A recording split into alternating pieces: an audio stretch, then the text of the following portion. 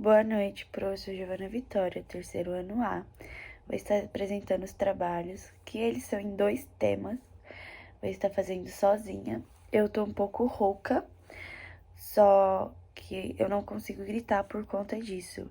Então eu peço pra senhora relevar se ficar um pouco baixo, mas eu não tô conseguindo falar alto. E vamos pro trabalho. Bom, eu vou começar pelo primeiro tema, que é intertextualidade. E eu vou começar falando sobre o que ele é. Ele é o nome dado à relação que é feita quando em um texto é citado outro texto que já existe. Esse fenômeno se trata do diálogo de um texto com um ou mais textos, que podem ser verbais, não verbais ou mistos. Isso quer dizer que a intertextualidade, ela não precisa ser necessariamente de gêneros iguais. Bom, entende-se aqui que, como qualquer tipo de gênero textuais, como por exemplo pintura, cartoon, publicidade, charge, poesia, poema, livro, novela, filme e dentre vários outros. Bom, ela acontecerá quando determinado texto fazer referência a outro, ou a situação, ou a um acontecimento pré-existente. Essa referência pode ser implícita ou explícita. Bom, e agora eu vou estar explicando alguns tipos de intertextualidade. Eu vou evitar falar essa palavra porque eu falo um pouco errado. A primeira que eu vou estar falando é sobre a explícita. Ela é clara e fácil de ser identificada pelo leitor. Ela estabelece uma relação direta com o texto original. São encontrados facilmente elementos de texto de fonte. Não é necessário esforço ou dedução do leitor e não existe conhecimento prévio do conteúdo. O segundo tema é implícita. Segundo tema não, né? O segundo tipo. Bom, é difícil de ser identificada pelo leitor. Ela é bem diferente da explícita, né? A implícita é bem diferente da explícita. Ela é difícil de ser identificada pelo leitor, estabelece uma relação indireta com o texto base, não é fácil encontrar elementos do texto fonte, é necessário dedução, análise e atenção do leitor e exige sim um conhecimento prévio do leitor sobre o conteúdo. E há várias maneiras de usar a intertextualidade. Só que os mais utilizados são paródia, paráfrase, epígrafe, tradução, alusão, citação e crossover. Bom, então vamos começar falando pela paródia. Bom, ela é um tipo que é usada com o objeto de retorcer o texto original através da ironia ou da crítica. Contudo, o texto-fonte não sofre alteração na sua estrutura. A paródia irá modificar apenas o conteúdo. Isto é, a estrutura do texto base é mantida, mas o conteúdo recebe uma nova roupagem. Normalmente, as paródias são usadas em programas humorísticos, músicas e cinemas. Um exemplo é o trecho da paródia da música Namorar Pra Quê, que é do MC Kekel, e a paródia foi feita pelo youtuber Whindersson Nunes. Bom, e agora a gente vai falar sobre a paráfrase. Bom, a paráfrase ocorre quando o texto é reproduzido com as próprias palavras daquele que está sendo reproduzido. Ou seja, as ideias do texto original são mantidas, mas é contada de outra forma. Na paráfrase, o objetivo é reafirmar as ideias do texto-fonte, mas escrevendo com um estilo totalmente diferente. Totalmente, nem 100% diferente, né?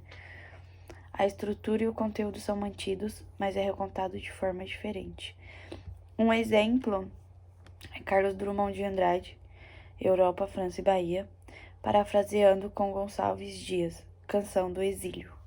Bom, e agora a gente vai para a egígrafe. Bom, ela é usada quando um determinado texto quer introduzir o tema que será discutido, ou seja, a egígrafe serve para dar apoio a um tema.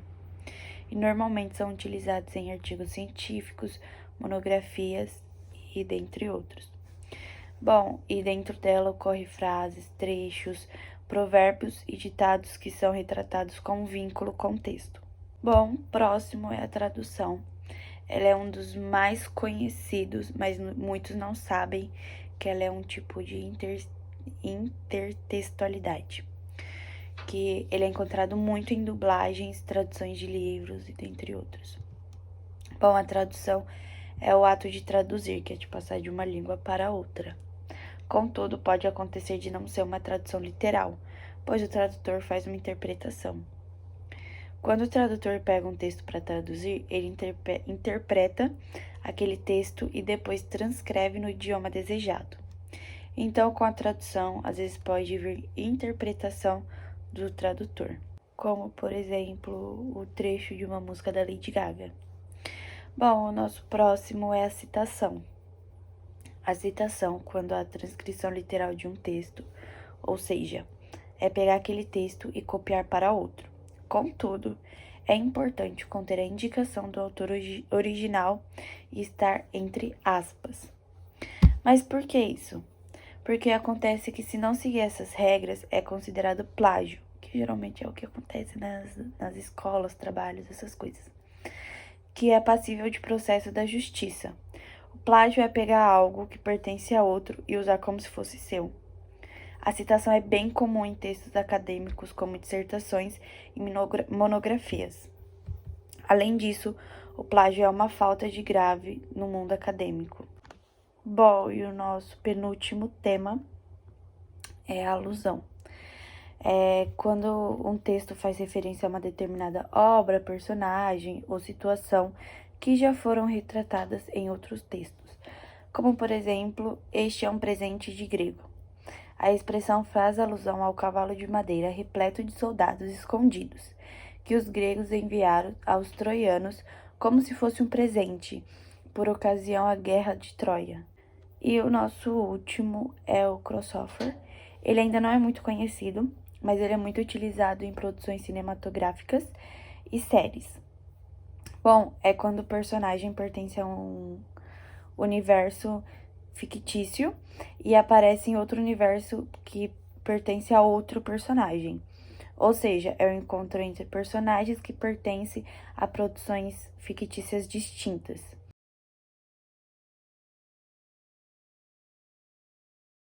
Bom, e agora a gente vai estar falando sobre o nosso segundo tema, que é variações linguísticas. Para começar, vou estar falando o que é isso. Bom, são chamadas de variações linguísticas as diferentes formas de falar o idioma de uma nação, visto que a linguagem padrão de um país não é homogênea. No Brasil, por exemplo, essas variantes são percebidas nos diversos dialetos existentes como mineiro, carioca, gaúcho, baiano, pernambucano, sulista, paulistano e diversos outros, né? Bom, o sistema de línguas é formado por um conjunto de variantes que podem ser sociocultural, estilístico, regional, etário e ocupacional. Isso faz com que cada grupo social de diferentes ocupações, faixas etárias e regiões crie o seu próprio dialeto, que é a sua forma de comunicação coloquial.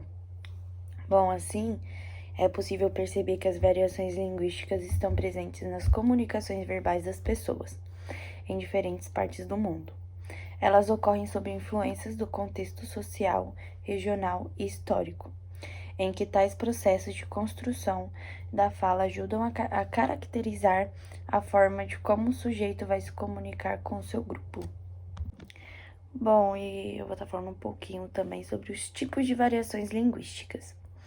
Bom, elas podem sofrer influências geográficas ou diatópicas, que englobam o local em que ocorre a variação, como, por exemplo, o inglês americano e britânico e o português brasileiro e de Portugal. O segundo tipo é o históricas, que englobam a transição do idioma com base no texto histórico, como, por exemplo, português medieval e português atual.